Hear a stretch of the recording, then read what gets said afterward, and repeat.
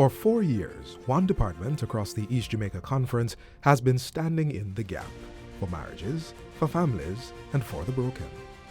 This is the East Jamaica Conference Family Ministries Department. 4 years, one mission. The East Jamaica Conference Family Ministries Department exists to strengthen homes and bring healing to couples, families, and individuals through the grace of Jesus Christ. Certainly, the mission of the Family Life Department is to equip families to minister to other families. Of course, this is done through the singles, the couples, and certainly through the widows and others, as it relates to the whole matter of family ministry. The department operates around 4 pillars: ACTS, access, care, training, and stewardship, covering parenting, marriage enrichment, singles ministry, bereavement care, men and women's growth, and elder care. Over 4 years, the Widows and Widowers Ministry provided a safe space where those who have lost spouses could share, grieve, and, in time, rediscover joy. On Sabbath, June 1, 2024, a significant forum was held at the New Haven Seventh-day Adventist Church. Guest speaker, Pastor Adrian Cottrell, addressed the congregation under the caption, Remarriage and its Impact for Widows and Widowers. His counsel inspired many attendees to embrace renewed hope and the possibility of joy once more. On July 9, 2023, Widows and Widowers enjoyed a day at the Grand Bahia Principe Hotel. Fellowship, food, and laughter. New friendships formed, new bonds were built. At the onset, I was shocked, and of course, I was lonely.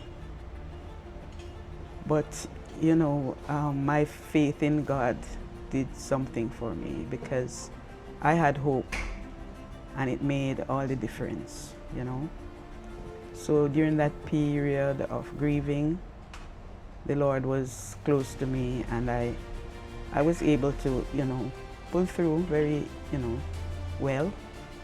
And so I thank God for that.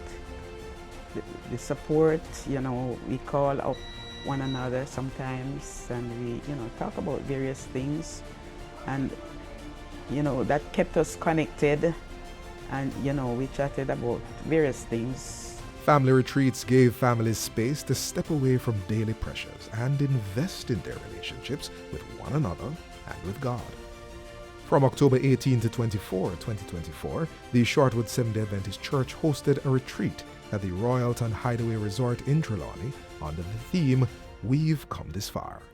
During this powerful retreat, more than 25 couples recommitted to their marital vows, strengthening their relationship through worship, fellowship, and meaningful shared activities. From October 12 to 16, 2023, the East Jamaica Conference Women, Family, Gems, and Friends Retreat was held at the Grand Palladium Resort in Negril under the theme, A Taste of Paradise.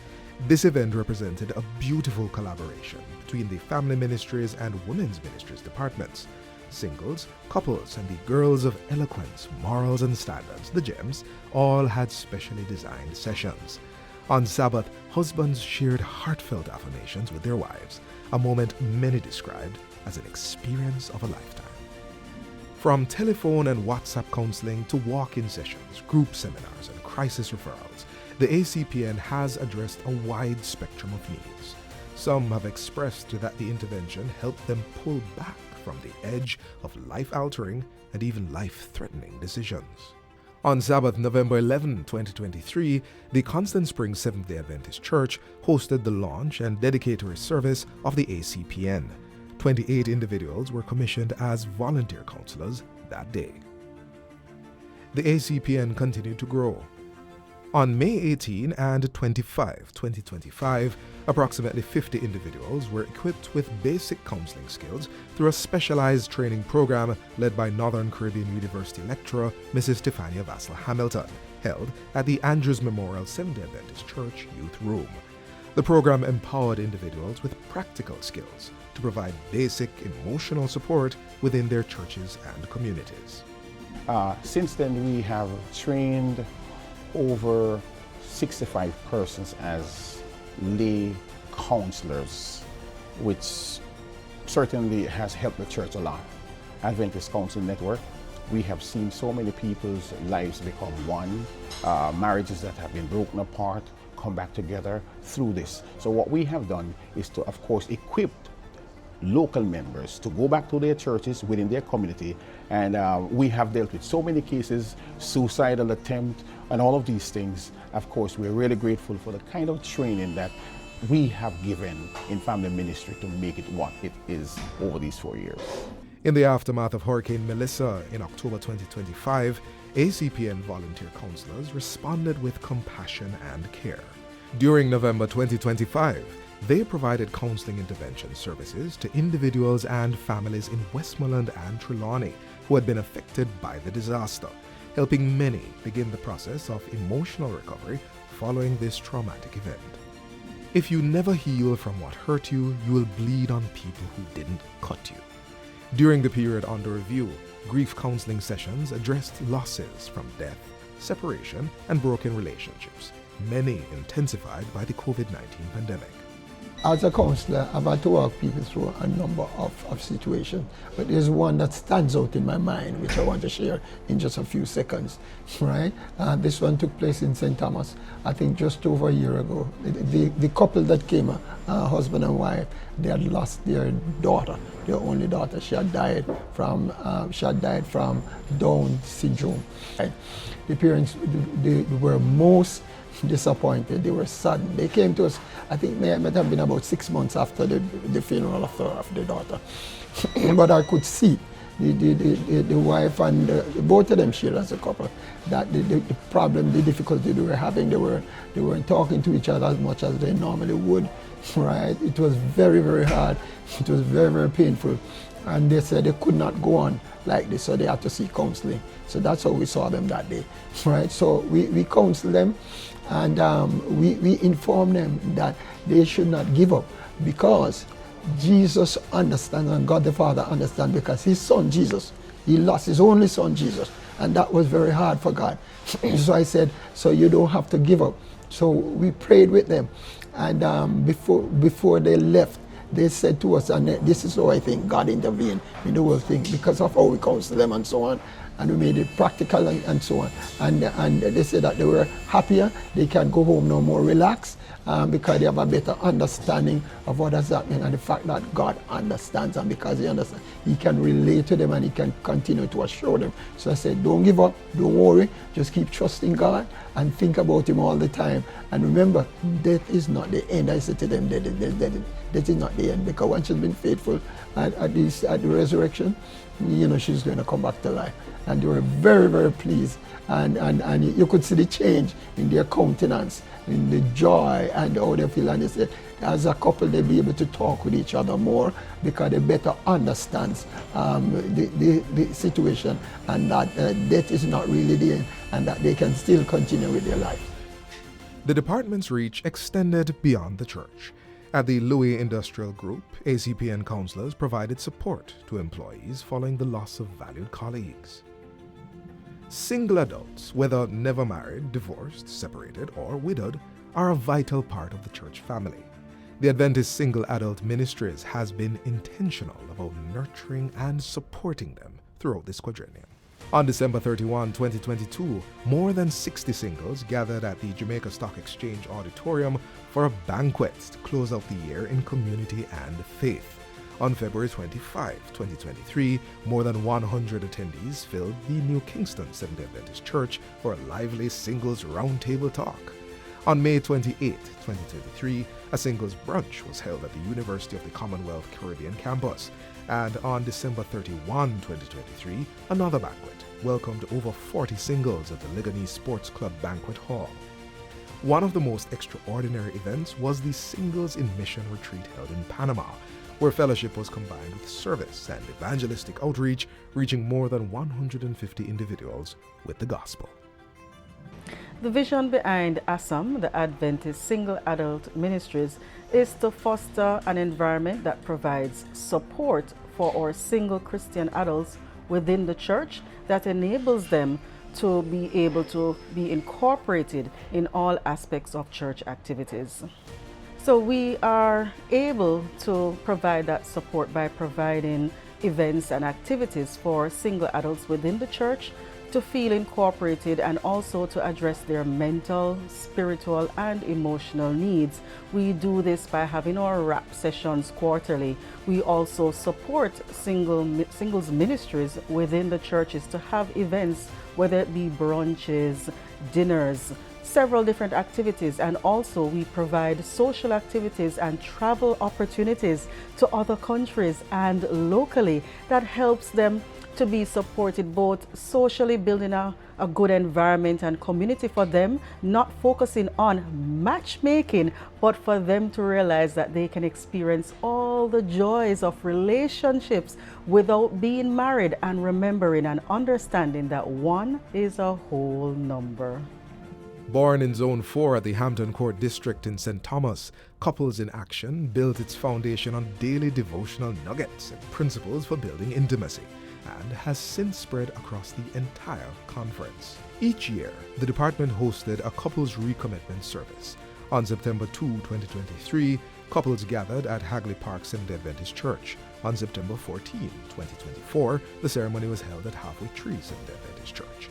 And on September 13, 2025, the service moved to Constant Spring Seventh-day Adventist Church. At each service, couples renewed their vows and reaffirmed their commitment, with special recognition given to those celebrating 25, 30, and over 40 years of marriage. In 2025, a large EJC delegation attended the Jamaica Union's Couples Retreat in Montego Bay, where Dr. Willie Oliver and his wife led the presentations. We are driven by the countless of testimonies that we've heard over the years of couples staying together. Many persons have been through fiery trials, for want of a better word, and they've come out on the other side victorious, and we're happy for that. We also are blessed when we see couples celebrating anniversaries, and sometimes they even invite us to join in that celebration. So we're happy when we see tangible evidence of God, rehabilitating marriages. Marriage was created by God, and if you know the devil, he wants to destroy anything that God creates. So when you see something that God created going through its purification phase, and God still managed to push, the couple still managed to push aside the different influences of the devil and remain together, it gives you a kind of joy that is second to none. And for that, we can sleep when we see that. It gives us the reason to smile, so we can laugh at the devil and say to him, "You have lost again." Committed Wives Ministry hosted quarterly forums on strengthening marriages. On November 26, 2022, the forum theme was Supercharging Your Marriage. On June 10, 2023, Are You Reading Me? Focused on emotional intimacy and conflict resolution. But one of the most beautiful aspects of this ministry, is the pouring in of experienced wives into the lives of younger or newly married wives. This intergenerational connection creates a powerful support system where wisdom gained through years of marriage, challenges, victories won, patience, sacrifice, and faith can be shared authentically. Younger wives benefit from real-life examples, practical guidance, and encouragement from women who have weathered different seasons of marriage and have decided to remain committed through it all. On March 25, 2023, the Committed Husbands Ministry hosted a forum titled Committed to Protect, equipping men to lead their homes with purpose and care. Today, 20 of the conference's churches host an active couples ministry.